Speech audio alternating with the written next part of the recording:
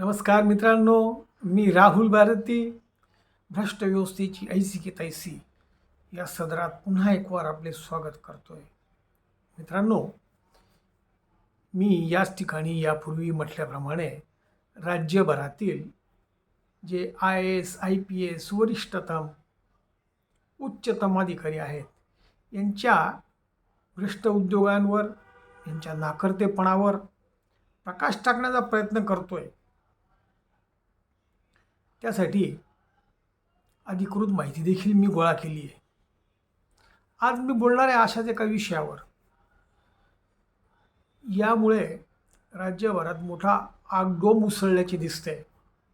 वृत्तपत्रातून, सोशल मीडियातून, अगदी TV माध्यमातून या विषयावर खूप चर्चा चर्वणे होत आहेत. तो विषय म्हणजे राज्यभरातले जे ठेकेदार आहेत, सार्वजनिक बांधकाम खात्याचे ठेकेदार, त्यांच्याकडनं वसूल केली जाणारी टक्केवारी. अत्यंत दुर्दैवी घटना आहे मित्रांनो. 50, 55, 60, 65% जर एखादा ठेकेदार खर्च करत असेल, तो कामाची गुणवत्ता कशी देऊ शकतो?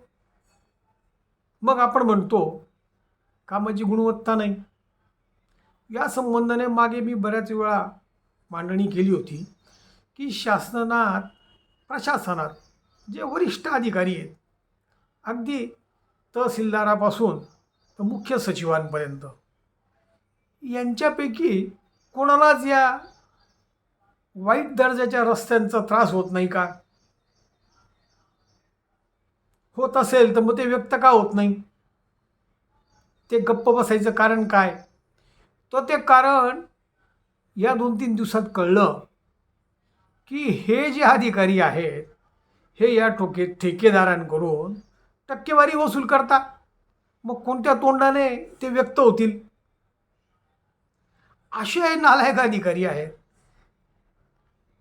आणि राज्य शासनाने जे काही परिपत्रक प्रसिद्ध केले आहेत, जे शासन निर्णय प्रसिद्ध केले आहेत, त्याचा जर योग्य रीतीने वापर झाला किंवा त्यांच्यावर हुकूम जर कामं झाली, तर ही टक्केवारी या चोरांना दूर ठेवावी लागेल आणि दर्जा असलेले रस्ते सर्वसामान्य जनतेला मिळू शकतील, ज्याच्यासाठी जनता भरपूर पैसा यांच्या झोळीत टाकते. मी या संबंधानं वेगवेगळे मुख्य अभियंता,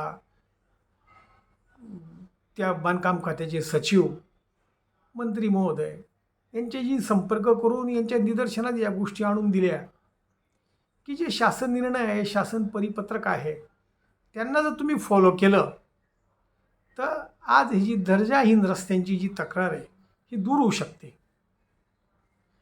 कोणत्या स्तरावर कोणीच काही दखल घेत नव्हतं.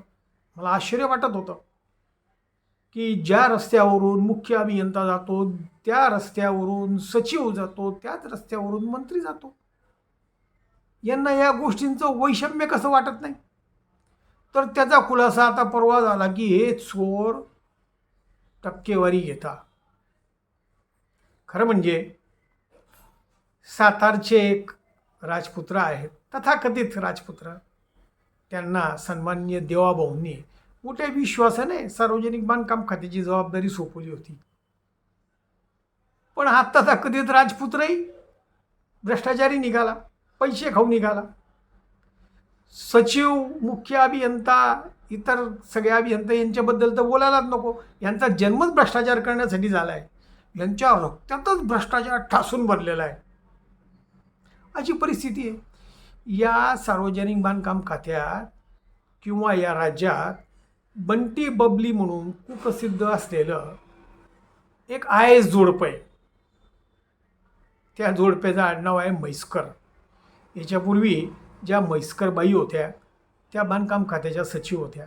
त्यांना अनेक वेळा मी तक्रारी केल्या, त्यांनी साफ दुर्लक्ष केलं. आणि जेव्हा हे शिवेंद्र भोसले सार्वजनिक बांधकाम मंत्री झाले, त्याच दिवशी हे दोघंही पती पत्नी नवरा बायको शिवेंद्र भोसलेंचं अभिनंदन करायला थेट सातारला पोचले. तेव्हाच माझ्या लक्षात आलं होतं की आता ही बया गेली आणि ह्या मिलिंद म्हैसकर सार्वजनिक बांधकाम खात्याचा सचिव म्हणून बसणार. झालं तसंच. आणि जोरात बॅटिंग सुरू केली या मिलिंद म्हैसकराने. आता तो उघडाच पडला. पाहूया सन्माननीय देवाभाऊ काय निर्णय घेता, काय कारवाई करता. माझी तर देवाभाऊंचा निस्सीमच्या आता म्हणून देवाभाऊंकडे एक नम्रपूर्वक मागणी आहे, एक विनंती आहे की हा सातारचा जो शिवेंद्र भोसले आहे सार्वजनिक बांधकाम मंत्री आणि आज सचिव मिलिंद म्हैसकर, या दोघांना तात्काळ हाकला आणि हा महाराष्ट्र वाचवा आणि शासनाची प्रतिमा जी मलिन होते ती होण्यापासूनही वाचवा. मित्रांनो, आज इथेच थांबतो. जय हिंद, जय महाराष्ट्र.